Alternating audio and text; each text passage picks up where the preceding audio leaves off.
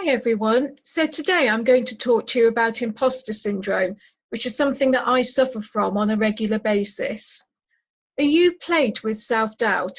If you are, you're not alone. More than half of those working in the cybersecurity industry feel the same, with women making up a large amount of the number of those that suffer from imposter syndrome.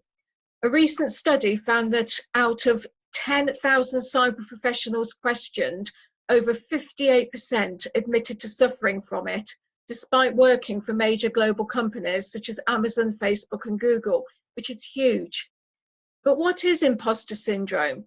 It's a psychological issue that most humans suffer from time to time. But in cybersecurity, it seems to affect women more.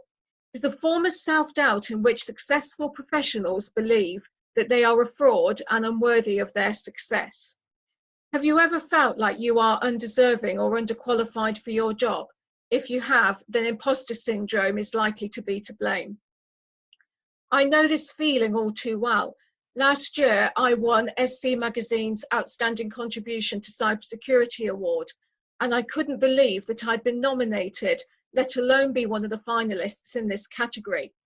I was up against some huge names in the industry, such as Ian Glover from Crest and Dr. Kevin Jones from Airbus.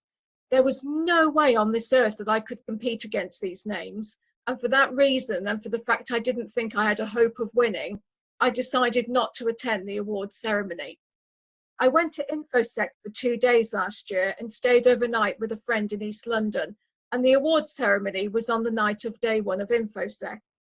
I was at my friend's house and heading to bed when my husband texted me saying, "You've only gone and done it."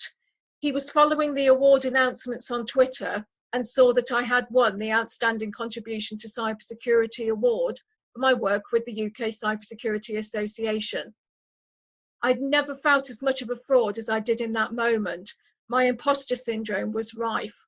I then went on to win other awards, but after that, the feeling that I didn't deserve them never left me, and I always thought that they must have been meant for someone else.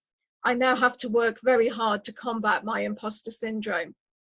For me, I think it's so strong because I've been bullied throughout my life at school, college, and in the workplace. And being bullied has affected my confidence and self-esteem massively, and it's happened to me online as well as offline. It's very hard to get past some of the negative and abusive comments that I've received sometimes, but I try to let them bounce off me and keep in mind that those who bully me are jealous of me and my achievements. I'm going to share a few tips that I hope will help you if you do find that you're suffering from imposter syndrome. Surround yourself and mix with those who are supportive of you. If you're around people who are negative, this will sap your energy and your confidence, and your self-esteem will also take a battering. So be around those who support you and who are positive about what you're doing. Break the silence. Shame keeps a lot of people from talking about their fraudulent feelings. But for me, knowing that there's a name for them and that I'm not alone is tremendously freeing.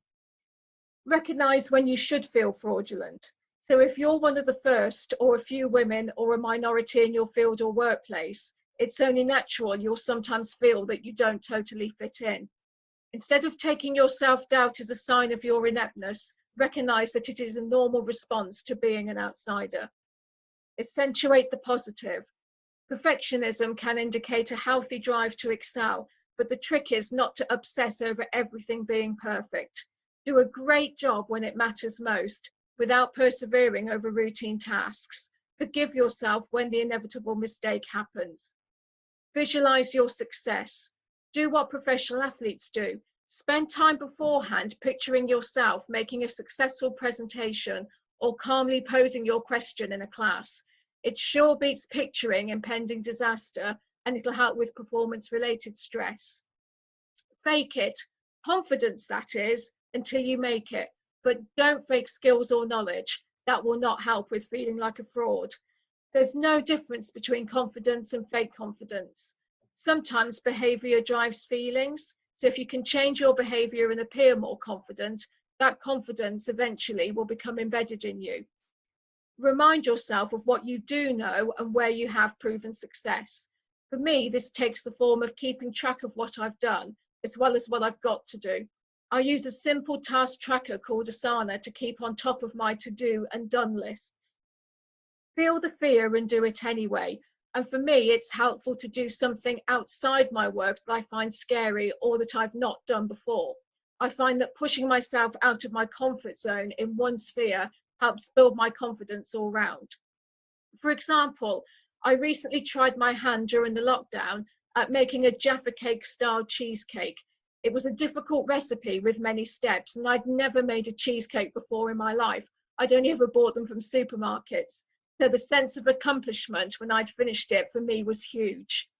Don't be defined by any failures. Everyone makes mistakes and no one is perfect. And of course, no one likes to fail, but when it happens, don't beat yourself up about it. Instead, focus on what you've learned and how you can use it to do better next time. I hope you found my short video about imposter syndrome and my tips on how to combat it useful. I want to finish this by saying that each and every one of you is amazing. And no matter how you might be feeling, you are amazing and you are enough and you are good at what you do. Please feel free to reach out to me. I'm on Twitter as CyberGeekGirl and my email address is info@cybersecurityassociation.co.uk, and I'd be happy to talk to you about imposter syndrome further.